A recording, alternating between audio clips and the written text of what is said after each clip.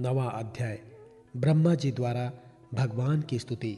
ब्रह्मा जी ने कहा, प्रभु, आज बहुत समय के बाद मैं आपको जान सका हूँ। अहो, कैसे दुर्भाग्य की बात है कि देहधारी जीव आपके स्वरूप को नहीं जान पाते।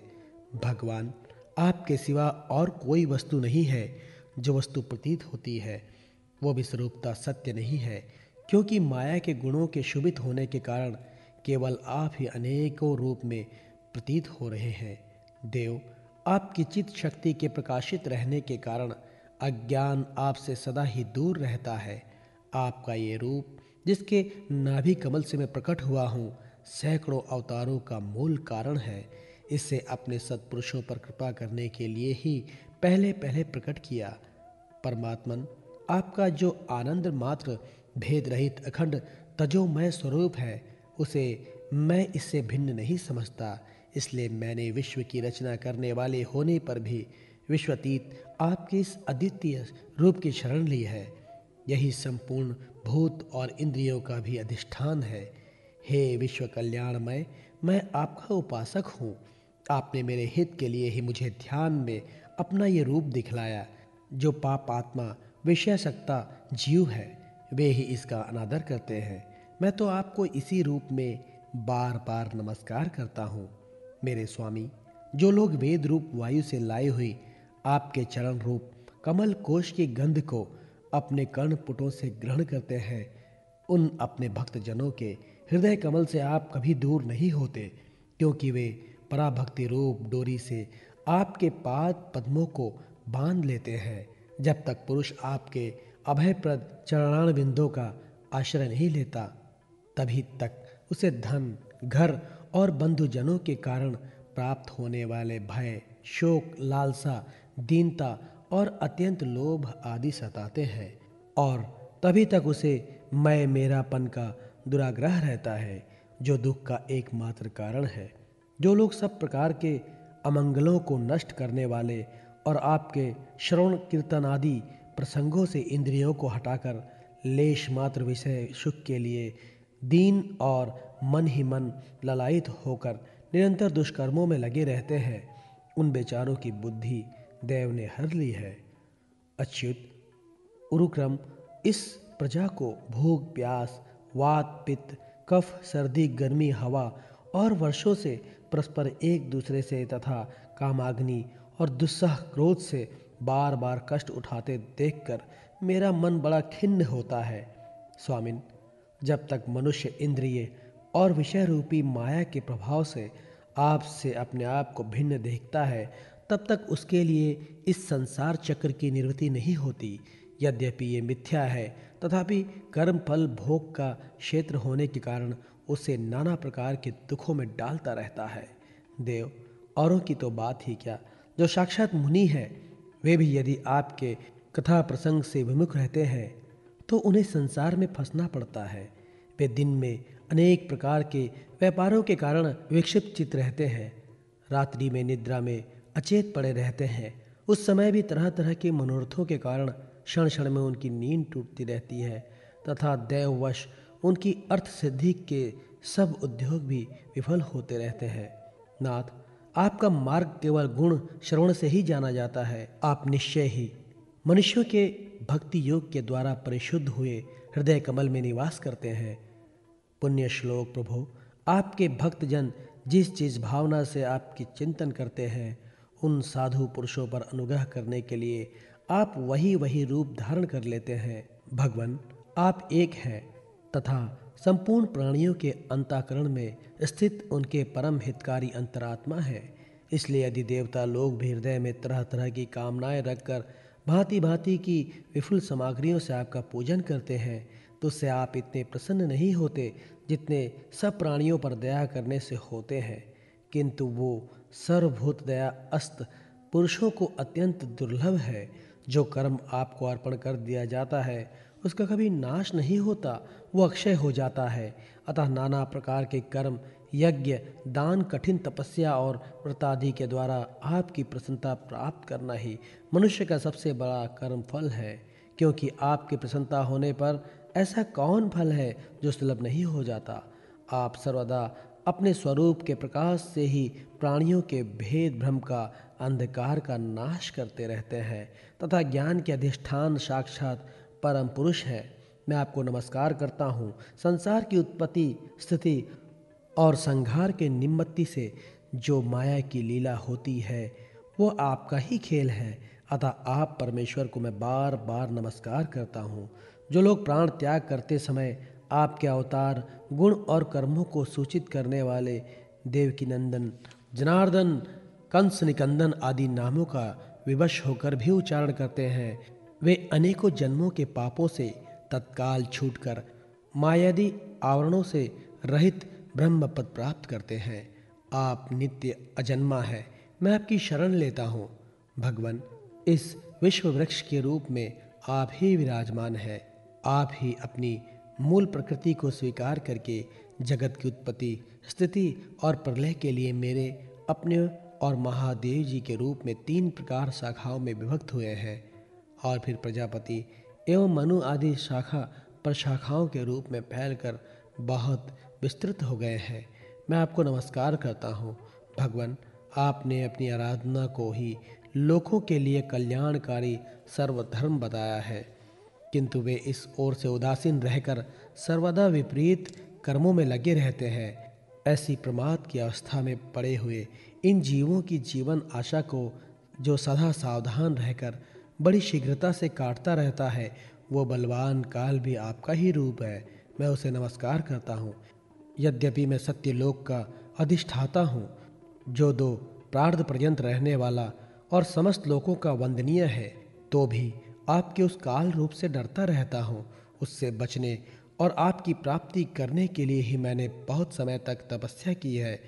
आप ही आदि यज्ञ स्वरूप से मेरी इस तपस्या के साक्षी हैं।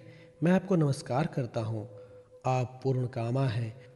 आपको किसी विषय सुख की इच्छा नहीं है, तो भी आपने अपनी बनाई हुई धर्म मर्यादा की रक्षा के लिए पशु, पक्षी, मनुष्य और देवता आदि जीव योनियों में अपनी ही इच्छा से शरीर धारण कर अनेक लीलाएं की है। ऐसे आप पुरुषोत्तम भगवान को मेरा नमस्कार है। प्रभु, आप अविद्या, अस्मिता, राग, द्वेष और अभिनिवेश 5 में से किसके भी अधीन नहीं है। तथापि इस समय जो सारे संसार को अपने उदर में लीन भयंकर तरंग मालाओं से विक्षुब्ध प्रलयकालीन जल में अनंत विग्रह की कोमल शैया पर शयन कर रहे हैं, वो पूर्व कल्प की कर्म परंपरा से श्रमित हुए जीवों को विश्राम देने के लिए ही है। आपके नाभि कमल रूप भवन से मेरा जन्म हुआ है। ये संपूर्ण विश्व आपके उदर में समाया हुआ है। आपकी कृपा से ही त्रिलोक की रचना उपकारों में प्रभक्त हुआ है। इस समय योग निद्रा का अंत हो जाने के कारण आपके नेत्र कमल विकसित हो रहे हैं। आपको मेरा नमस्कार है। आप संपूर्ण जगत के एकमात्र सुहृद और आत्मा हैं तथा शरणागतों पर कृपा करने वाले हैं। अतः अपने जिस ज्ञान और ऐश्वर्य से आप विश्व को आनंदित करते हैं, उसी से मेरी बुद्धि को भी युक्त करें, जिससे मैं पूर्व कल्प के समान इस समय भी जगत की रचना कर सकूं। आप भक्त व्याख्या कल्पतरु है। अपनी शक्ति लक्ष्मी जी के सहित अनेकों गुणावतार लेकर आप जो जो अद्भुत कर्म करेंगे, मेरे जगत की रचना करने का उद्यम भी उन्हीं में से एक है। अतः इसे रचते समय आप मेरे चित्त को प्रेरित करें, शक्ति प्रदान करें, जिससे मैं सृष्टि रचना विषयक अभिमान रूप मल से दूर रह सकूं। प्रभु, इस प्रलयकालीन जल में शयन करते हुए आप अनंत शक्ति परम पुरुष के नाभि कमल से मेरा प्रादुर्भाव हुआ है और मैं हूँ भी आपकी ही विज्ञान शक्ति। अतः इस जगत के विचित्र रूप का विस्तार करते समय आपकी कृपा से मेरा वेद रूप वाणी का उच्चारण लुप्त ना हो। आप अपार करुणामय पुराण पुरुष हैं। आप परम प्रेममयी मुस्कान के सहित अपने नेत्र कमल खोलिए और शेष सैया से उठकर विश्व के उद्भव के लिए अपनी सुमधुर वाणी से मेरा विषाद दूर कीजिए। श्री मैत्रेय जी कहते हैं, विदुर जी इस प्रकार तप, विद्या और समाधि के द्वारा अपने उत्पत्ति स्थान श्री भगवान को देखकर तथा अपने मन और वाणी की शक्ति के अनुसार उनकी स्तुति कर ब्रह्मा जी थके थके से होकर मौन हो गए। श्री मधुसूदन, भगवान ने देखा कि ब्रह्मा जी इस प्रलय जल राशि से बहुत घबराए हुए हैं तथा लोक रचना के विषय में कोई निश्चित विचार न होने के कारण उनका चित्त बहुत खिन्न है। तब उनके अभिप्राय को जानकर वे अपनी गंभीर वाणी से उनका खेद शांत करते हुए कहने लगे। श्री भगवान ने कहा, वेद गर्भ, तुम विषाद के वशीभूत हो, आलस्य न करो। सृष्टि रचना के उद्यम में तत्पर हो जाओ। तुम मुझसे जो कुछ चाहते हो उसे तो मैं पहले ही कर चुका हूँ। तुम एक बार फिर तप करो और भगवान ज्ञान का अनुष्ठान करो। उनके द्वारा तुम सब लोगों को सपृष्ठया अपने अंतःकरण में देखोगे। फिर भक्ति युक्त और समाहिचित होकर तुम संपूर्ण लोक और अपने में मुझको व्याप्त देखोगे। तब मुझ में संपूर्ण लोक और अपने आप को देखोगे। जिस समय जीव काष्ठ में व्याप्त अग्नि के समान समस्त भूतों में मुझे ही स्थित देखता है, उसी समय वो अपने अज्ञान रूप मल से मुक्त हो जाता है। जब वो अपने को भूत, इंद्रिय, गुण और अंतःकरण से रहित तथा स्वरूपतः मुझसे अभिन्न देखता है तथा मोक्ष पद प्राप्त कर लेता है। ब्रह्मा जी, नाना प्रकार के कर्म संस्कारों के अनुसार अनेक प्रकार की जीव सृष्टि को रचने की इच्छा होने पर भी तुम्हारा चित्त मोहित नहीं होता। ये मेरी अतिशय कृपा का ही फल है। तुम सबसे पहले मंत्र दृष्टा हो। प्रजा उत्पन्न करते समय भी तुम्हारा मन मुझ में ही लगा रहता है। इससे पापमय रजोगुण तुमको बांध नहीं पाता। तुम मुझे भूत, इंद्रिय, गुण और अंतःकरण से रहित समझते हो। इससे जान पड़ता है कि यद्यपि देहधारी जीवों को मेरा ज्ञान होना बहुत कठिन है, तथापि तुमने मुझे जान लिया है। मेरा आश्रय कोई है या नहीं, इस संदेह से तुम कमल नाल के द्वारा जल में उसका मूल खोज रहे थे, सो मैंने तुम्हें अपना ये स्वरूप अंतःकरण में ही दिखलाया है। प्यारे ब्रह्मा जी, तुमने जो मेरी कथाओं के वैभव से युक्त मेरी स्तुति की है और तपस्या में जो तुम्हारी निष्ठा है, वो भी मेरी ही कृपा का फल है। लोक रचना की इच्छा से तुमने सगुण प्रतीत होने पर भी जो निर्गुण रूप से मेरा वर्णन करते हुए स्तुति की है, उससे मैं बहुत प्रसन्न हूँ। तुम्हारा कल्याण हो। मैं समस्त कामनाओं और मनोरथों को पूर्ण करने में समर्थ हूँ। जो पुरुष नित्य प्रति इस स्तोत्र द्वारा स्तुति करके मेरा भजन करेगा, उस पर मैं शीघ्र ही प्रसन्न हो जाऊंगा। तत्ववेत्ताओं का मत है कि पूर्ण तप, यज्ञ, दान, योग और समाधि आदि साधनों से प्राप्त होने वाला जो परम कल्याणमय फल है, वो मेरी प्रसन्नता ही है।